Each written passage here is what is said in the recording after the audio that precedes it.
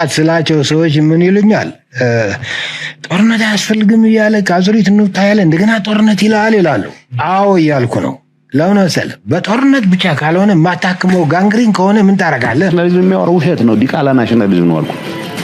ሰፈር ሲቆጥር ይውላል። ፕሪቶሪያን አንብቦ የሚያውቅ ብዙ የለም። የቲፒኤልኤፍ አመራር በጣም የሚያስቀኝ መጀመሪያውም ክደውት ነበር። እንደዚህ ያላልንም ምን አይነት ነገር ምናልባት በቅርብ ጊዜ የጻፍኩ ነው የሆነ ደብረጽዮን በቃ ላስት ሚኒት በቃ ልንጠፋ ነው አንድ ነገር ካላረክ ነበር የሚል ተመልሶ ትንሽ ትንፋሽ ሲያገኝ ካልሳስብ ራሱ የሚያመኝ በቃ የእስክንድር ነገር ቆረጠልኝ ያልኩት እዚህ ይሄ ነጥብ ነው።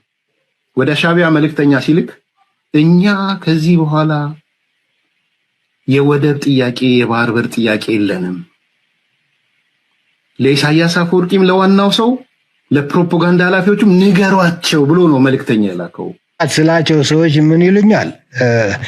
ጦርነት አያስፈልግም እያለ ከአዙሪት እንውጣያለ እንደገና ጦርነት ይላል ይላሉ። አዎ እያልኩ ነው። ለምን መሰለህ? በጦርነት ብቻ ካልሆነ ማታክመው ጋንግሪን ከሆነ ምን ታረጋለህ ነው። ለሰላም ስትልም ትተኩሳለህ ነው። ጋንግሪን ነው የቀጠናው የኢትዮጵያ ብቻ አይደለም። የማይታከም የቀጠናው ጋንግሪን ነው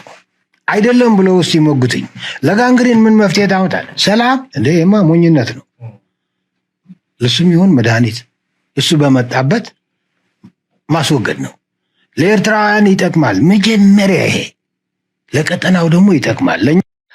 كم تري ودلهم بكا أبي أحمد ناي مودة تاتكيت ناتيو كم تري وزلهم أمس أبيلو نشعبي عن مدمساس نشعبي هاي كم جانجرين زقل زلو سلازي بكل من قدي نتوزو بعض ربش زل حيلو نسو سلازو خوني سلام تاي كوينات تبقس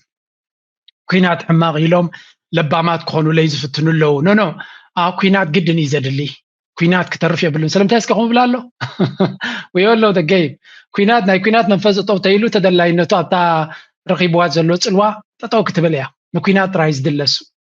أبقزي كوينات راي بوتا زلو أتاو زلو ربحا زلو سلازي بكوينات زرب حسب ما يقدن يكوينات كمهلل إيرترا دما بكل من قدي أعزز بلو زلو قال سبالو نشعبي عند لكم زبل زلو زبل لا تي أجندا نتصوريو إيرترا مريتن بحرن يزد ليهم زلو حزبي إيرترا زقد سم حزبي يكونن زها مسربحهم سلازي قاعدوا مغنياتهم حزبي إيرترا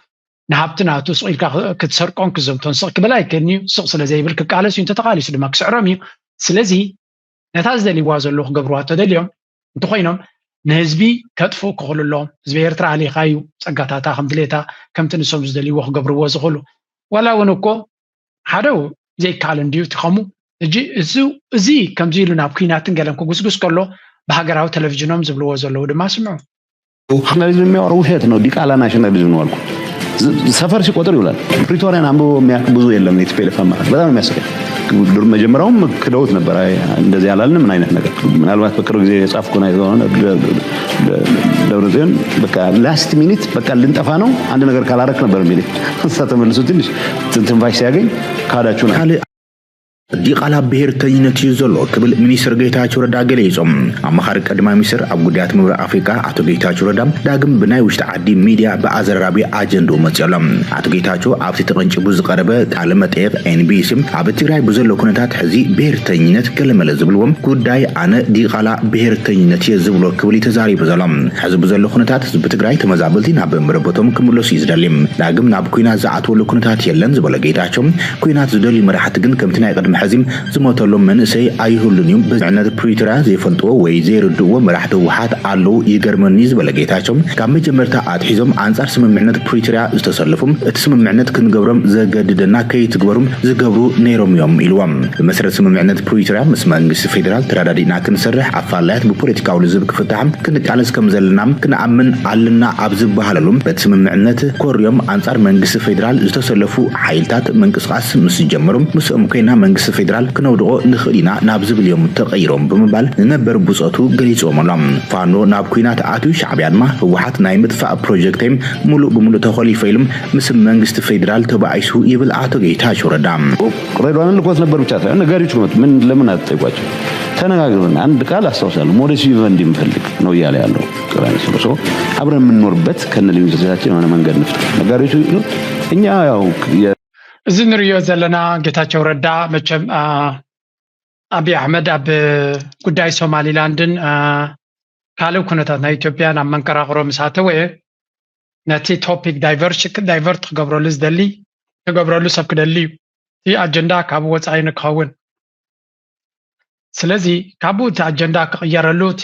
ዲስካሽንን ቶፒክን ክቕየር ተኮይኑ ድማ ካልእ ሰብ ክደሊ ክትክእል ኣለካ ነዚ ንምትግባር ድማ እዩ እዚ ሕጂ ንሪኦ ዘለና ድራማታት ንሪኦ ዘለና ኣቐድም ኣቢልና ብዛዕባ ኩነታት ናይ ሱዳን ዘሎ ንዛረብ ፀኒሕና ኣብ ሱዳን ዘሎ ኩነታት ሱዳን ኩናት ምስ ኢትዮጵያ ክትገብር ትኽእል እያ ዝበሃል ዘሎ ስለዚ ሻዕብያ መመሊሱ ካብቲ ኢኩዌዥን ናይ ኩናት ይወፅእ ስለ ዘሎ ከመይ ጌርካ ናብታ ናይ ኩናት መድረክ ትመልሳ ንሻዕብያ ኣብቲ መንፈስ ናይ ኩናት ከመይ ጌርካ ኤርትራ ናብ ኩናት እትኸይድ ዘላ ዝብል ኣጀንዳ ናይ ኤርትራ ከመይ ጌርካ ትመልሶ እዮም ዝፅዕሩ ዘለዉ መጀመርያ እታ ናይ ኩናት ናይ ሱዳን ዝበልናያ መምህር አብርሃ ጽቡቅ ጌር ገሊጽ ሆነ ይርሱ ሳስብ ራሱ የሚያመኝ በቃ የእስክንድር ነገር ቆረጠልኝ ያልኩት እዚህ ይሄ ነጥብ ነው። ወደ ሻዕቢያ መልእክተኛ ሲልክ እኛ ከዚህ በኋላ የወደብ ጥያቄ የባህር በር ጥያቄ የለንም ለኢሳያስ አፈወርቂም ለዋናው ሰው ለፕሮፓጋንዳ ኃላፊዎቹም ንገሯቸው ብሎ ነው መልእክተኛ የላከው እስክንድር። ሄሎ አለቃ ሰላም ነው? كم تري ورد لهم خمسة كل جزء دراما مستطريهم أنت هم زبلو مسير ترى سلدي تحازلهم زلت قداي سكندر نجا مالت أكل نايتي بغدا ماي دراما زقبرو لزنبرو إيدو هيبو سلام تفتيرا بيتوبيا نبكل لهم حراج زبلو زنبرو مس سكندر نجا دسر زنبره سبيو مس بلتقنا غيرو يقعدوا حبرة أفريقيا متيوم دراما سرحلو سلازي سكندر نجا نبعلو عبتنا يفانو كنتات مالتي كبيد الدوغتي مونير مهنياتو ولا اسكندر رجع مستبلصقنا يزرارب كهيلو زبل طرطرا ስለዝነበረ ናልባት እስክንድር ረጋ ግን ምስብልጽግና ዝኾነ ይኹን ርክብ የብልናን ብልጽግና ብዓብይውን ሰላም ዝደሊ ናይ ሰላም ዘተገብር ድልውነት ዘለዎ ከም ዘይኮነ ገሊፆም እዮም ስለዚ ሕጂ እንታይ ክገብሩ ይፍትንሎ ኩሉ ዓይነት ድራማታት እናገበሩ ፋኖ ምስ ኤርትራዩ ህወሓት ካብ ኤርትራዩ ኤርትራያ ትሕግዞ ዘሎ ሸነ ኤርትራያ ትጉዝጉሶ ኤቭሪቲንግ ናብ ኤርትራ كنبلوك كلالنا that's why دما اتي كل كابير ترى ስለዚህ بقس ኤርትራ እንታ እንገብራለና ይሉ ሰምሖ ዘነኩም ነው ላቸው ሰዎች ምን ይሉኛል ጦርነት አያስፈልግም ይያለ ካዙሪት ነው ታያለ እንደገና ጦርነት ይላሉ አዎ ይያልኩ ነው ለውነሰል በጦርነት ብቻ ካልሆነ ማታክመው ጋንግሪን ከሆነ ምን ታረጋለህ ነው ለሰላም ስትልም ትተኩሳለህ ነው ጋንግሪን ነው የቀጠናው የኢትዮጵያ ብቻ አይደለም የማይታከም የቀጠናው ጋንግሪን ነው كنتري ورد لهم زي كل جزء كبت زرباتات زاربيو ويون كبت مالت كم زي تحديد كابتن قالوت نلا عليك زارب كم زلوا يسمعوا كوينات بتقراي كقاتم كم زلوا دما بحقلوهم ات كوينات جدا تفتر خلالو ኤርትራ ድማ ታቀንድ ግዳይ ክትከውን ዘለዋ ያ የታቸው ረዳውን መጽዩ ተخليفنا ዝበለ ሻዕቢያ ተخليفنا ዝበለ ንባዓልና አኹም ይተخليف ዝኸውን እንበር ንህዝብ ትግራይ ሲኮም ከም ዘይኮነ እቲ ኩንነት ናይ ሎሚ ይገልጸልና ኣሎ በሐፈሻ ግን እዝን ሪዮ ዘለና እቶም ኢሊት ናይ ዝብልጽግና ተሰሊፎም ዘለው አብይ አህመድ እዛ ጉዳይ አጀንዳ ቀልጢፍኩም ክትቅይሩ ለኩም ኤርትራ ካብቲ ኩነታት ትውጽእ ስለዘላ አና ኣብ ኩናትን ወረ ኩናትን ናይ ኢትዮጵያ ትራዴ ኮነስ ምስ ናይ ሱዳን ወን ኣብ ኩናት ክልኽ ከም ዝኽእል አጀንዳ ይመጽእ ኣሎ ምስ ጅቡቲ ጸገም ፈጠር ኣሎ ጉዳይ ናይ ሶማሊያ ድማ ጠልጠል ኢላትንላ ስለዚ ዳይቨርሽን አጀንዳ ክትገብሩ ለኩም ሶማሊላንድ አፍ ደገ ባህር ከረክበ ይል ድራማ ዝገብር ዝነበረ ሕጂ ዳ እንታይ ኮይንካ መግለጽ ዘይትብ ተባሂልትም ስለዚ ነታ ሶማሊላንድ ክትርሳዕ ኤርትራ በአጀንዳ ምለስዋ ተባሂሎም በዓል ዝመጽዮም ከነስነሱ ንሪዮም ኣለና እንተኾነ በጉዳይ ናቱም ነቲዩ ዘሎ ክብል ሚኒስትር ጌታቸው ረዳ ገሊጾም አማኻሪ ቀድማ ሚኒስትር ኣብ ጉዳያት ምብራቅ አፍሪካ አቶ ጌታቸው ረዳ ዳግም ብናይ ውሽጢ ዓዲ ሚድያ ብኣዘራራቢ አጀንዳ መጽሎም አቶ ጌታቸው ኣብቲ ተቐንጭቡ ዝቀረበ ቃለ መጠይቅ ኤንቢሲ ኣብ ትግራይ ብዘሎ ኩነታት ሕዚ ብሄርተኝነት ገለመለ ዝብልዎም ጉዳይ ኣነ ዲቃላ ብሄርተኝነት የዝብ ሕጂ ተጋሩ ሓደ ካብቲ ዘለዎም ሕልሚ ሃገር ክንከውንና ዝብል እዩ እዚ ሃገር ዝብል ሕልሚ ድማ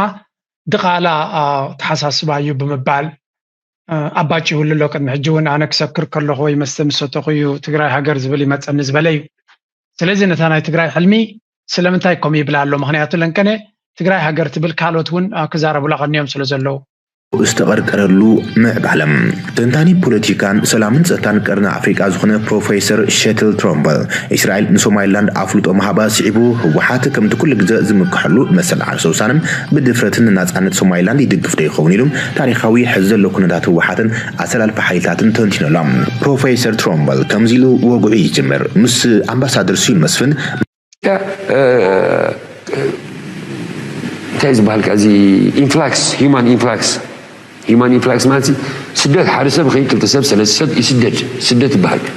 ابي تباين human influx مالتي فلسة ودي ادم فريسي زغي زلو مالتي سلاجي تيبا از a nation كم زير كونسيدر كوين خي زبل امنتي بلين كم فريسي سلازم تقالها كبابات الدم شغط انقلب زاسو حجي زي كون اجندا قيا بحري ما يدو اثيوبيا خلوا لودو جل مجمره مش طاور قاعد يخطب كب دقم القمر لذي زيد اللي انت اثيوبيا كم تبلني يدقوا ما بحدا حسب الكازني حسب يبعثنا يبحر بر يقل ملا جلزم اجندا حيزم قدلو حجي اثيوبيا كما هاجر حدا هاجر كمالو صغير ريكويرمنت تمال لاثيوبيا تلكن يتمال اني نحن نستحو حسنا زي بالقين قاب كذا هو تخزقون اعتقاد نحزب بالقوين لان كسقات مسلك حسو لي ميت حصبوا حسبوا قلعت emergency food aid زي more than 7 million قللو شو 8 مليون قلعت emergency food aid بتقات يوزوا قريزهم ديم مشت درار زي بلهم فاضي مسح زي بلهم كمزا عينت سيل تكس كمزي عينت سرعة كمزا عينت اندران كمزا عينت ابداني هيتراين فاينالي تهاجرنا من تاي قلت يزغي زلو انا قدم قرمك قايت اصل الناس حبنا خلص زهاجر ياس املاح دا ايديم بر الامبر مودعت انا بزي ولا حشو يتغيز لا هاجر يا الناس المحسن شو عطنا من ساعتين قالوا بزي قرمك ما تشاشان بايزوي ሶማሊያ አካባቢ እንቅስቃሴ ያላሉ ሸኔ በዚህ በኩል ታያሉ ፋኖ በዚህ አካባቢ ጋሸና አካባቢ ታያሉ ወዘተ ስለዚህ መንግስት መውደቂያው ደርሷል የሚለው ትልታኔ አሁንም አለ እኔ ልጅ ሆኜ ለኛ ነበር ሰው ግዙፍ ሰውም ልምታ ካለ ትልልቅ ገባለው ቀስስ ብልት ካገኘው ምናምን ላሉ ግን አንዳንዴ ደግሞ አሰብ አለበት የመጀመሪያ ዙር ትሞክርና ከዛቀደ ትሞክራለህ ይሁን ሰዓት ላይ ገላጋይ ቢመጣ ጥሩ ነው still يودك يتنسى አሁንም ካልጣልኩት ምትል ከሆነ then you wrong አምሮ የለም at whose expense since ጅንታይ ዝብል ዘሎ ጌታቸው ረዳ ብፍላይ በዓል ፋኖን ሸነን ክጸርፍ ከሎስ ከሐፍር ይዝግቦ በዓል ፋኖን ሸነን ካብ ከመይ ዝበለ ትሑት ደረጃ ወታደራዊ ዓቕሚ ንፌደራላዊ መንግስቲ ዝኣክል ገጢሞም ኣጽዋራቶምን ኣቃውማናቶምን ኣብ ከመይ ደይብሎ ተስፋ ክትቆርጹ ኣለኩም ይዝብሎም ዘሎ ተስፋ ዝቆረጽካን ኢትካ ዝሃብካን ስሪኻ ዝፈታሕካን ንስኻ ድማ يبلو ولو سلازي إذن ريو زلنا كونتات ببزوح منقدي تفلالي ترقمن تنتنان كتبات خلي خاقن باشاي كيداتو خمزالا هيواتو ميشوت كمزولون ريال لنا كواليتنا لايف ناتو سلازي تاريخ يبوازولو سراح أقداسي تانعو